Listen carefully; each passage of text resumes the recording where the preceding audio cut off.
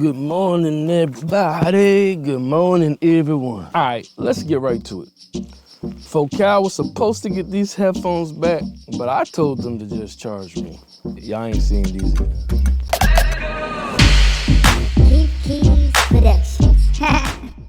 Hey, everybody, I'm Keith.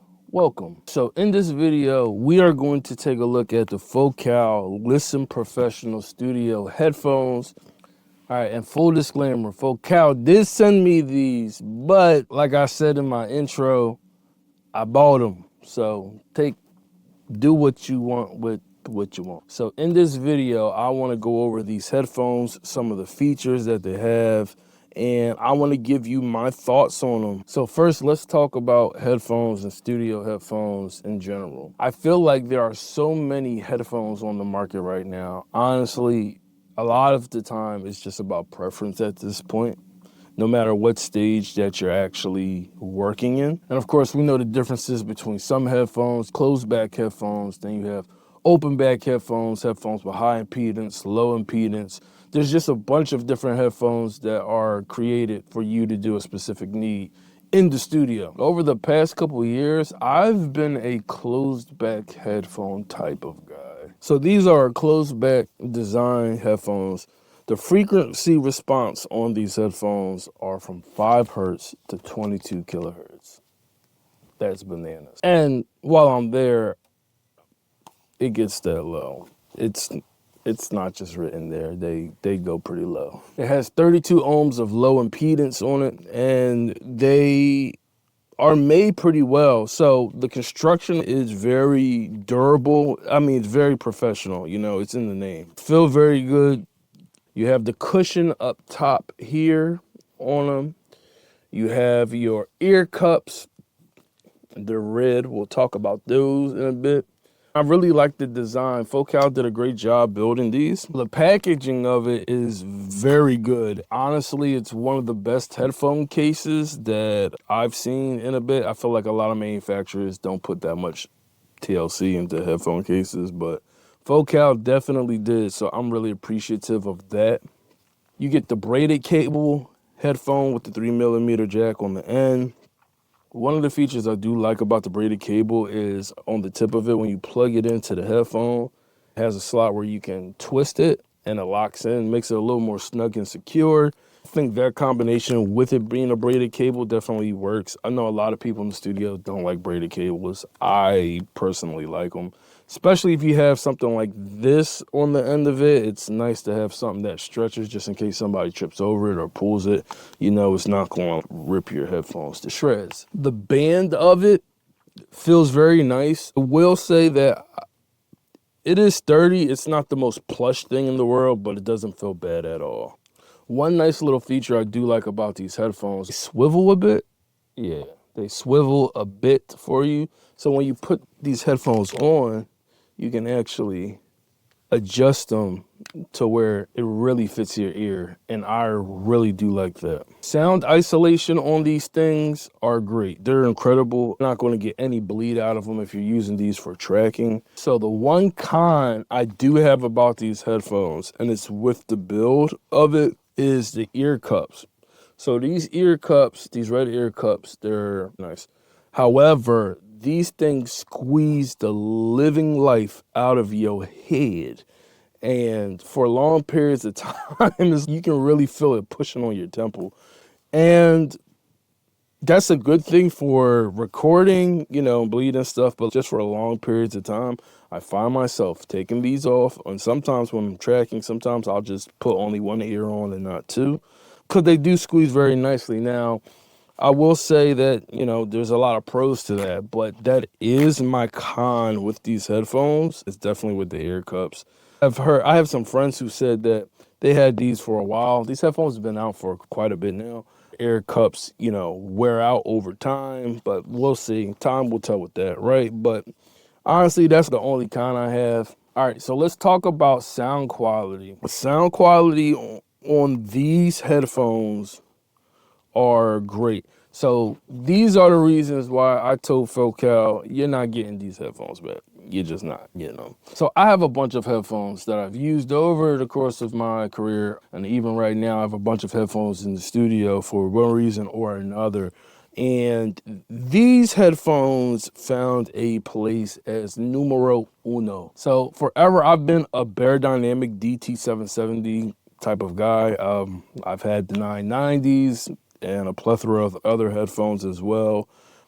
And when I got these headphones from Focal, if I'm being honest, I really didn't expect nothing. I'm like, okay, it's a headphone, it's another headphone, and we'll see how it does. I'm pretty sure I got my headphone collection covered. But I put these on and I was listening to music, and of course, you know, everyone says this with any new thing that when it comes to listening, is that I heard things that I never heard before.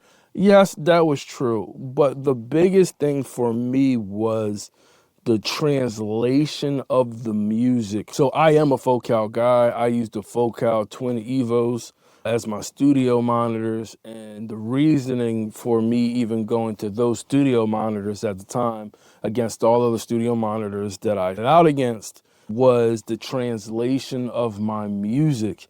Just does it. Focal just has this thing where, I don't know, for me it works. I looked back after those studio monitors, and when I put these headphones on, it was the same exact feeling. So oftentimes when we headphones or we mix and we listen in headphones versus in our studio monitors, you can tell, you know, these are headphones and those are studio monitors. They're not meant to sound exactly the same, but the distance between sound signature between my studio monitors and these headphones are pretty darn close.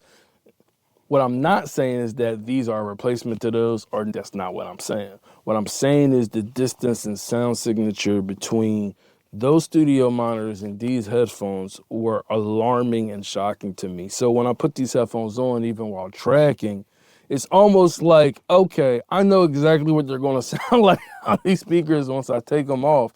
And vice versa, after I put music on the monitors and then I put these headphones on, I kind of guessed how they would sound. So when it comes down to mixing, if I'm out of the studio or if I need to just make some adjustments, I felt confident enough to make adjustments on here, knowing how they will translate as they would if I was sitting right in front of my studio monitors. And that was the selling factor for me. So at the taping of this video, these headphones are $329. They're not the cheapest headphones in the world, but they're definitely not the most expensive headphones you could ever buy. But I will say it's a great bang for your buck, especially if you're looking for something you can track with. It's closed back, tight ear cups. It's really well with that. And at least for me, it does well with me for mixing. Now, it goes down to 5 hertz. I don't know if this is really 5 hertz, but I'll say this. It goes freaking low. And I know for me in my room, I have a 45 hertz issue. It just is what it is. Everything under the sun to try to correct it. It's a 45 hertz issue, right? So when it comes down to the low end, I can really put these headphones on and reference the low end on these headphones and feel confident enough that it's going to translate. When it comes to mixing, you know, you want to get tools that you have at your disposal that help you not second guess everything. And that's the key of it. I mean, you can get anything right on any system if you work at it long enough and if you keep going back and making tweaks and making tweaks and making tweaks. But if you have the tools available where you can just reference it and know from the gate that, hey, this is what it's doing and this is how it's going to translate, then that works out perfect for you. So like I said, these headphones have become the headphones that I use in the studio. Honestly, I will be debating about if I'm going to get a couple more for the artists in the studio and things like that. Maybe that will come down the line, but I am thoroughly happy with these headphones. So who are these for? I definitely would say these are for you if you are someone who likes to track music, if you're a producer, if you are even an artist. Now, I will say if you're a songwriter type person, I personally probably would use another set of headphones only because I can keep them on for a long period of time. But if you're someone who mixes, these headphones, I would just say try them out for yourself. You know, try them out, see if they work for you. Everybody's not a focal person. I am. See if these work for you. Yeah, but if you're definitely like in the focal ecosystem and you just need another pair of headphones, here you go. So like I said, I'm happy with these. I'm satisfied with these, but I want to know what's your thoughts. Let me know what headphones you like. Let me know what headphones that you probably want to see this in a shootout against. Like I said, I got a couple of headphones. But before you leave, if you would, hit the like button, subscribe button, notification bell to get more videos like this. I will see you in the next one. Peace.